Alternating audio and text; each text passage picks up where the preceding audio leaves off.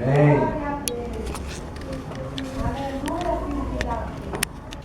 Vamos abrir a Bíblia para o Evangelho de Lucas, capítulo 18.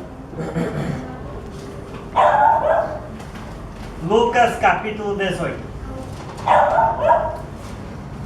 A morte, o sepultamento e a ressurreição de Jesus. E a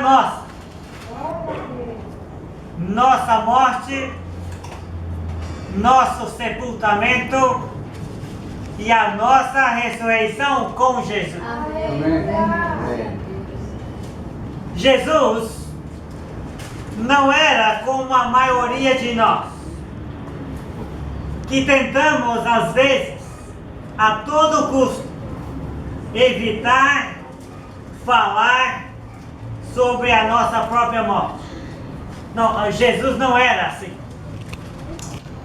Muito pelo contrário.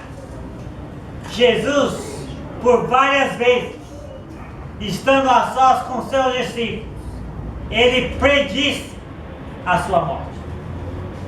Com exceção dos famosos Enoque e Elias, todos os grandes homens de Deus na Bíblia morreram, por melhor que tenham sido as suas vidas. Até Jesus morreu. Mas sem dúvida, a morte mais importante da história foi e sempre será a de Jesus, o Cristo. Amém. Tão importante que foi vislumbrada antes da fundação do mundo no eterno propósito de Deus. Tão importante que foi profetizada em detalhes pelos profetas e prefigurada em cada sacrifício expiatório que os sacerdotes levíticos fizeram durante quase 1000 anos. Eis o Cordeiro de Deus, que tira o pecado do mundo. Já era uma profecia a mais sobre a morte mais importante de toda a história da humanidade.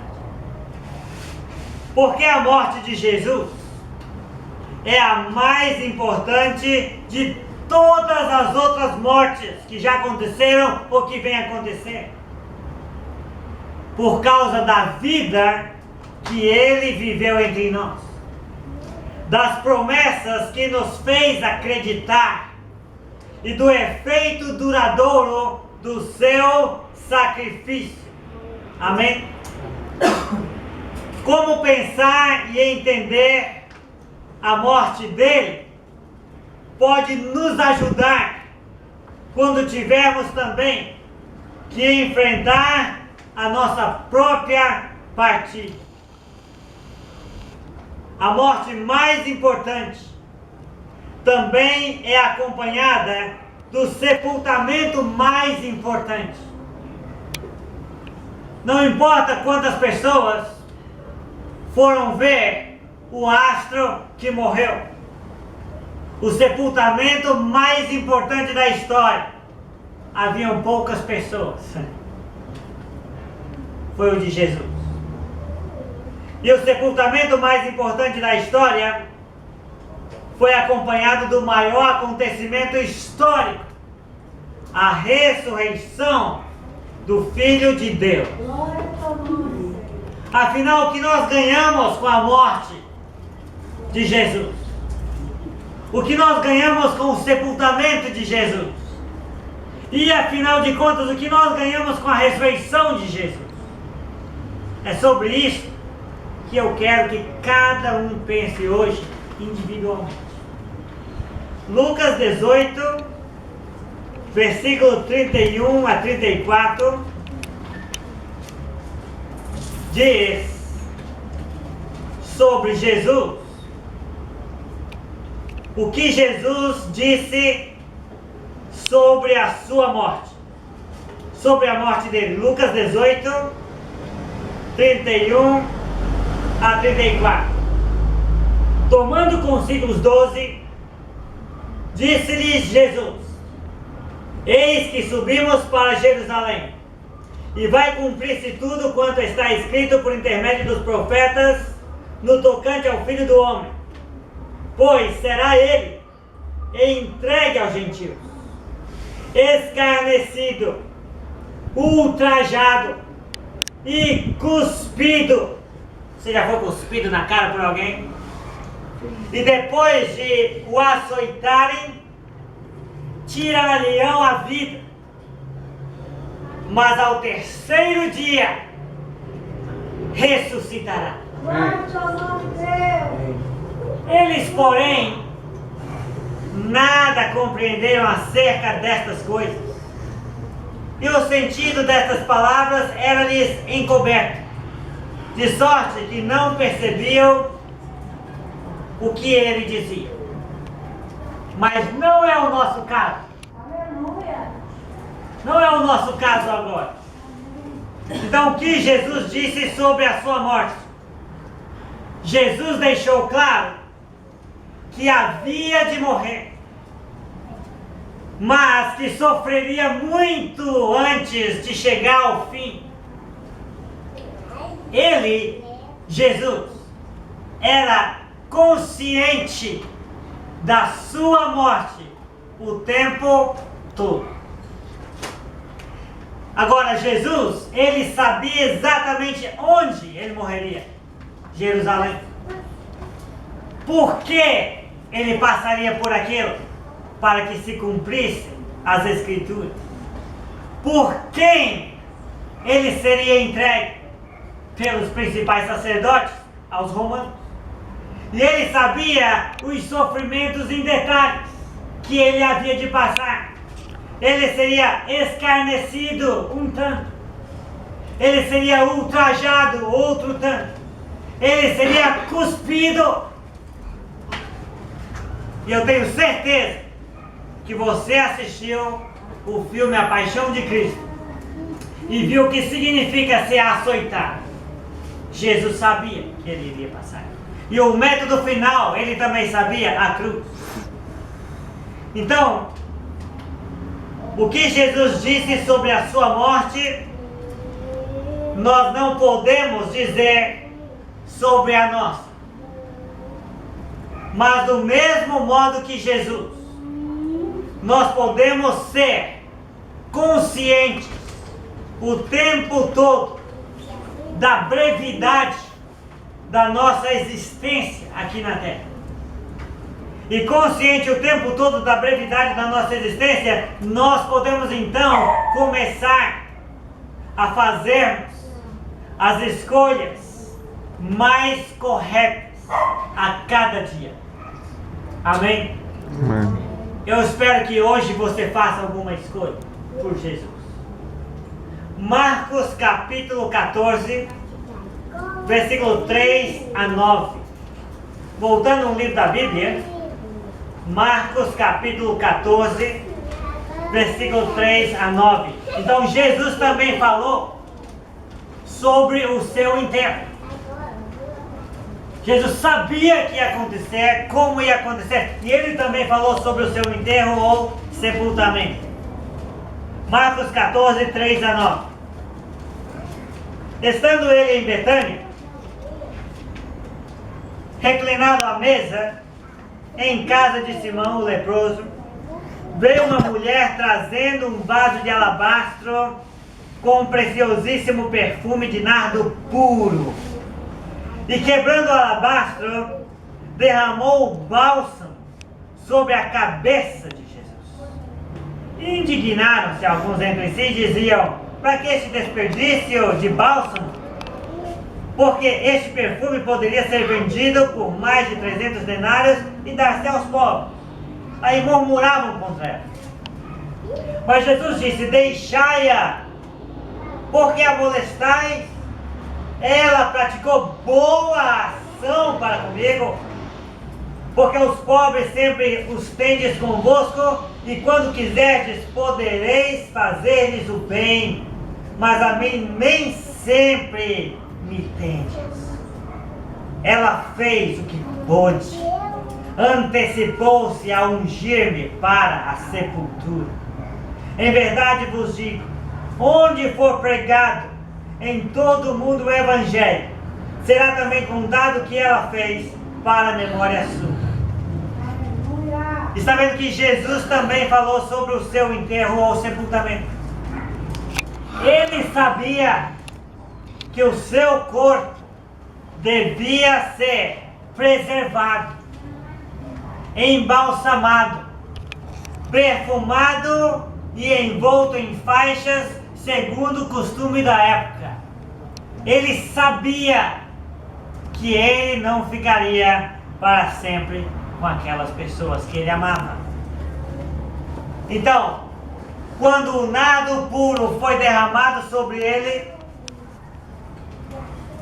Jesus, cuidou de dizer aos seus o que gostaria que fizesse.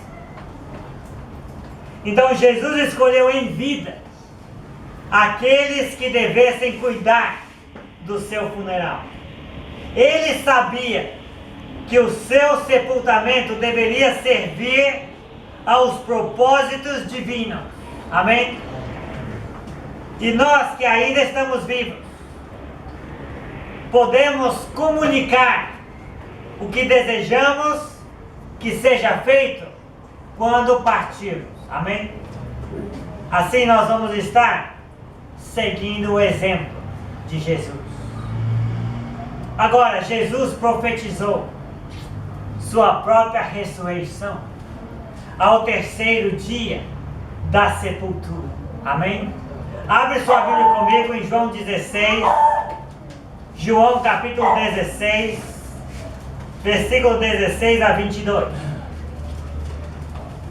Jesus profetizou sua própria ressurreição ao terceiro dia da sepultura.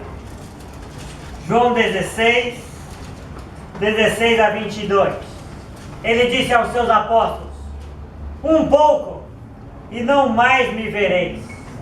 Outra vez um pouco, e ver-me-eis. Então alguns dos seus discípulos disseram uns aos outros: que vem a ser isto que nos diz? Um pouco e não mais me vereis, e outra vez um pouco e ver-me-eis, e vou para o Pai?